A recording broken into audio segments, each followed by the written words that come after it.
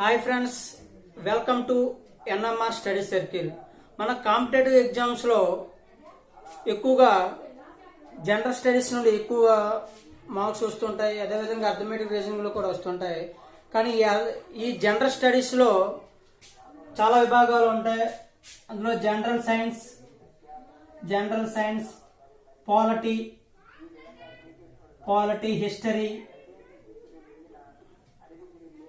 History, economics, current events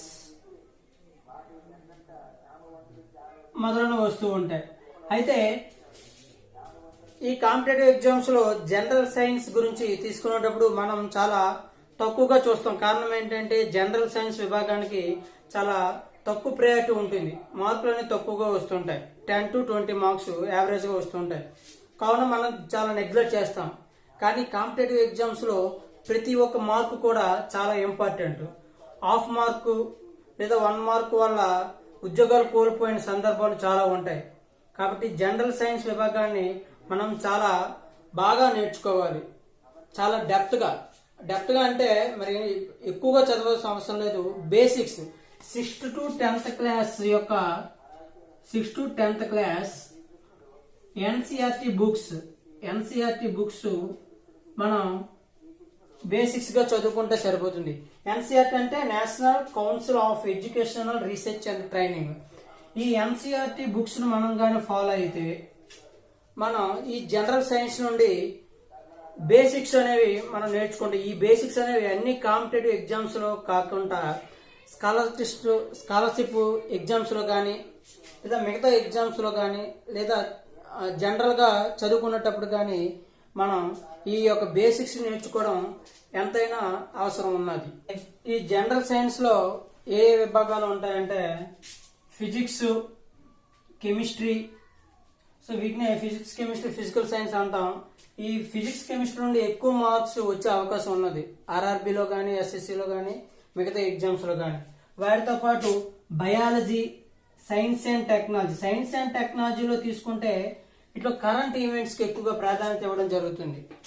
okay, biology, science and technology and environment solutions. ఈ 5 topics general science లో ఉంటాయి. ఈ 5 topics యొక్క basics నేర్చుకోవడం మనకి ఎంతైనా అవసరం. ఫిజిక్స్ లో మనం టాపిక్స్ గురించి తీసుకుంటే ఫిజిక్స్ లో ఫస్ట్ ఏంటంటే basic topic units and dimensions. So units and dimensions ఈ టాపిక్ మొదటగా వస్తే మిగతా అన్ని టాపిక్లు కూడా మనకి ఈ బేసిక్స్ ఉంటూ ఉంటాయి అన్నమాట. సో ఎందుకంటే ప్రతి దానికి, ప్రతి మెజర్మెంట్ కి, ప్రతి ఫిజికల్ క్వాంటిటీకి కూడా యూనిట్ ఉంటుంది. అదేవిధంగా వాటికి డైమెన్షన్స్ ఉంటుంది. సో అన్ని టాపిక్లోనూ వీటి తాలూకు యొక్క అప్లికేషన్స్ వస్తూ ఉంటాయి. సో ఇది మనం ఈజీగా నేర్చుకోవచ్చు. ప్లస్ చాలా ఇంపార్టెంట్.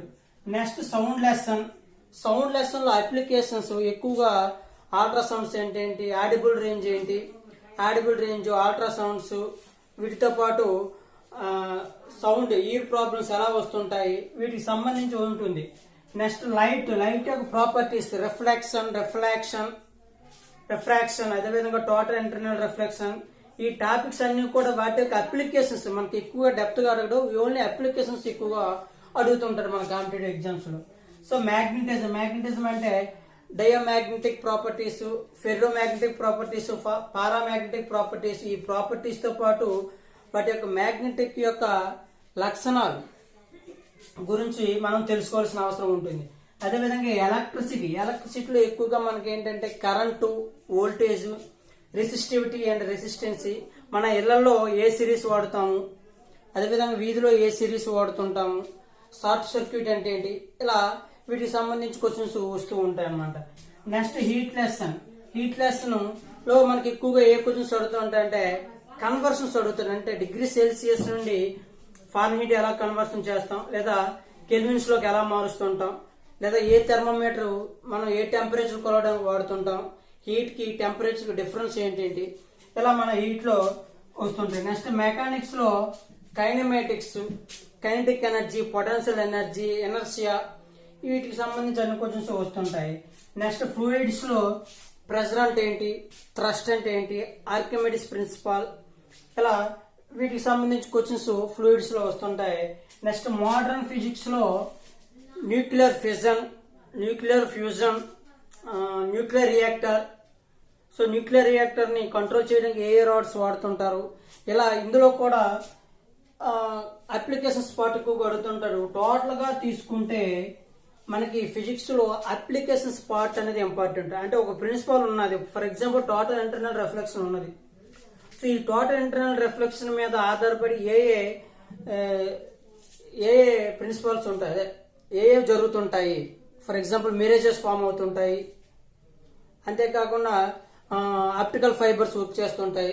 అది వాటి యొక్క అప్లికేషన్స్, టోటల్ ఇంటర్నల్ రిఫ్లెక్షన్ యొక్క అప్లికేషన్స్ గురించి మనం తెలుసుకోవాలి. సో నెక్స్ట్ కెమిస్ట్రీ గురించి తెలుసుకుందాం, కెమిస్ట్రీ టాపిక్స్ గురించి తెలుసుకుందాం. కెమిస్ట్రీలో తీసుకుంటే first topic elements and atomic structure and chemical bonding. Elements గురించి, ప్రతి ఒక్క ఎలిమెంట్ గురించి మాక్సిమం 20 to 30 ఎలిమెంట్స్ గురించి మనకి క్షుణ్ణంగా తెలుసుకోవాలి. ఈ ఎలిమెంట్స్ హైడ్రోజన్, హీలియం ఇలా ఉంటుంది కదా, ఆ ఎలిమెంట్స్ ఎక్కడెక్కడ వాడుతుంటారు, వాటిని ఎక్కడెక్కడ వాడుతుంటారు, వాటి యొక్క ప్రాపర్టీస్ మనం తెలుసుకోవాలి. Next acid, basis. యాసిడ్స్ అంటే ఏంటి, బేసిస్ అంటే ఏంటి, వాటి యొక్క పిహెచ్ వాల్యూస్, అదేవిధంగా ఏ సబ్స్టెన్స్ లో ఏ యాసిడ్ ఉంటుంది, యాపిల్లో ఏ యాసిడ్ ఉంటుంది, లేకపోతే సిట్రిక్ యాసిడ్ ఎక్కడ ఉంటుంది, ఇలా వాటి యొక్క ప్రాపర్టీస్ గురించి మనం తెలుసుకోవాలి. సొల్యూషన్స్, సాల్వెంట్స్ వీటిని తెలుసుకోవాలి. ఇనర్ట్ గ్యాసెస్ నే నోబుల్ గ్యాసెస్ అంటారు. ఈ ఇనర్ట్ గ్యాసెస్ ఎన్ని, వాటిని ఎక్కడెక్కడ వాడుతుంటారు, వాటి యొక్క ఇంపార్టెన్స్ గురించి మనం తెలుసుకోవాలి. మెటలర్జీ అంటే మనకి ఈ ఖనిజాలు ఎక్కడి నుండి తీసుకుంటాం, మెటల్స్ ని ఎక్కడి నుండి తీసుకుంటాం, వాటి యొక్క రా మెటీరియల్ ఏంటి, వీటిని ఎక్కడెక్కడ వాడుతుంటారు. అదేవిధంగా ఇండస్ట్రీస్ అంటే గ్లాస్ ఇండస్ట్రీస్, సిమెంట్ ఇండస్ట్రీస్, వీటి యొక్క ఇండస్ట్రీస్ యొక్క అప్లికేషన్స్, వాటి యొక్క రా మెటీరియల్ ఏంటి, వీటి గురించి మనం తెలుసుకుంటాం. నెక్స్ట్ ఫ్యూయల్స్ అంటే petroleum, coal, natural gas, marsh gas అంటే ఏంటి, సో వీటి యొక్క గ్యాసెస్ గురించి, ఫ్యూయల్స్ గురించి మనం తెలుసుకుంటాం.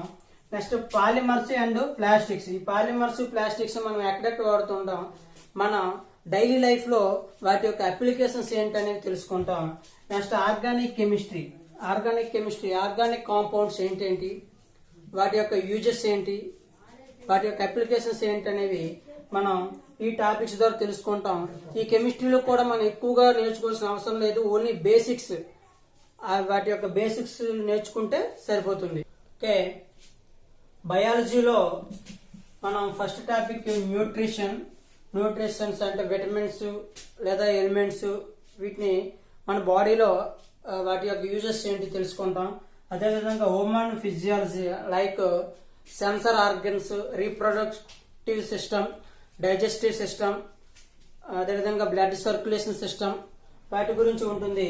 పాథాలజీ మీన్స్ వ్యాధి శాస్త్రం, అంటే virus diseases, bacterial diseases, fungus diseases, ఇది చాలా ఇంపార్టెంట్. పాథాలజీ అండ్ న్యూట్రిషన్ అనేది బయాలజీ కల్లా చాలా ఇంపార్టెంట్. పాథాలజీ ఎక్కువ అడుగుతుంది, కారణం ఏంటంటే మన నిత్య జీవితంలో చాలా డిసీజెస్ వస్తుంటాయి కాబట్టి ఆ డిసీజెస్ యొక్క కారణాలు ఏంటి, వాటిని ఎలా నిర్మూలించాలి అనే విషయాల గురించి మనం తెలుసుకోవాలి.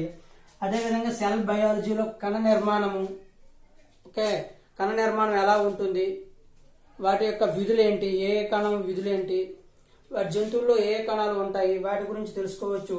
Classification of.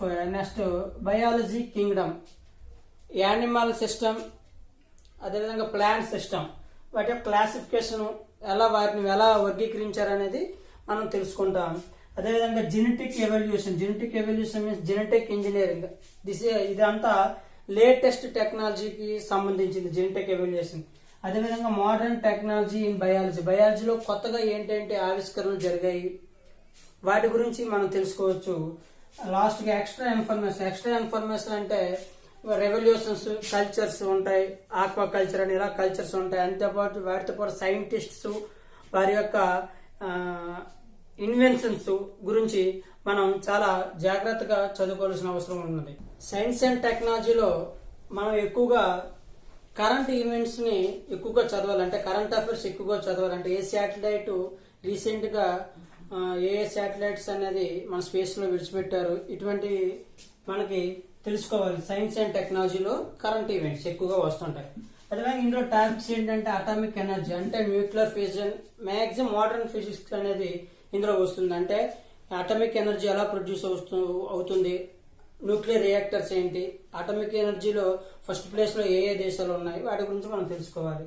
స్పేస్ సైన్స్, ఇవి శాటిలైట్స్ గురించి ఎప్పుడెప్పుడు ప్రయోగించారు, ఫస్ట్ శాటిలైట్ ఏంటి, వీటి గురించి మనం తెలుసుకోవాలి. నెక్స్ట్ ఇస్రో గురించి చాలా ఇంపార్టెంట్. ఇస్రో అంటే Indian space research organisation. ISRO గురించి తెలుసుకోవాలి. మిసైల్స్ మనకి మిసైల్ మ్యాన్ ఆఫ్ ఇండియా అని ఎవరిని అంటారు, ఎలా క్వశ్చన్స్ అడుగుతుంటారు. మిసైల్ మ్యాన్ ఆఫ్ ఇండియా ఎవరు? ఏపీజే అబ్దుల్ కలాం. సో అతని హయాంలో ప్రయోగించిన మిసైల్స్ ఏంటి, ఆ మిసైల్స్ రేంజ్ ఏంటి, ఇలా మిసైల్స్ గురించి మనం తెలుసుకుంటాం. Next computers, third generation computers, first generation computers లో ఏంటంటే వాడతారు, హార్డ్వేర్, సాఫ్ట్వేర్, వాటితో పాటు కంప్యూటర్స్ యొక్క టర్మ్స్ గురించి ఎక్కువగా మనం తెలుసుకోవాలి. నెక్స్ట్ ఇన్ఫర్మేషన్ టెక్నాలజీ గురించి తెలుసుకోవాలి. ఎనర్జీ రిసోర్సెస్ అంటే non renewable energy, renewable energy అంటే ఏంటి, వాటి యొక్క క్లాసిఫికేషన్ గురించి మనం తెలుసుకోవాలి. లాస్ట్ గా ఏంటంటే ఎన్విరాన్మెంట్ ఇష్యూస్ అండ్ పొల్యూషన్స్. మనం ఎన్విరాన్మెంట్ ఇష్యూస్ ఉంటాయి, లైక్ ఎన్విరాన్మెంట్ మూవ్మెంట్స్ ఉంటాయి, చిప్కో ఉద్యమం అని, ఇలా నర్మదా బచావ్ ఆందోళన అని, ఇలా ఉద్యమాలు ఉంటాయి. వాటితో పాటు పొల్యూషన్స్, ఏ పొల్యూషన్స్ ఉంటాయి, ఎయిర్ పొల్యూషన్ అని, సౌండ్ పొల్యూషన్ అని, ఈ పొల్యూషన్స్ ఎలా వస్తుంటాయి, వాటి యొక్క రెమెడీస్ ఏంటి, వాటిని ఎలా కంట్రోల్ చేయాలి అనేది మనం ఎన్విరాన్మెంట్ ఇష్యూస్ అండ్ పొల్యూషన్స్ లో తెలుసుకుంటాం. సో టోటల్ గా మనం జనరల్ సైన్స్ విభాగంలో మొదటి నుండి చెప్తుంది ఏంటంటే మనం కేవలం బేసిక్స్ నేర్చుకుంటే సరిపోతుంది. బేసిక్స్ నేర్చుకోవాలంటే ఏ బుక్స్ చదవాలి, 6th to 10th class NCERT books చదివితే మనం ఈజీగా మార్క్స్ అనేవి గెయిన్ చేయగలుగుతాం. సో ఈ వీడియో కనుక మీకు నచ్చినట్లయితే సబ్స్క్రైబ్ చేసి ఈ ఎన్ఎంఆర్ స్టడీ సర్కిల్ ని సపోర్ట్ చేయాలని కోరుకుంటున్నాం. So thanks for watching. Next class లో మనం physics first lesson units and dimensions గురించి చర్చించుకుందాం.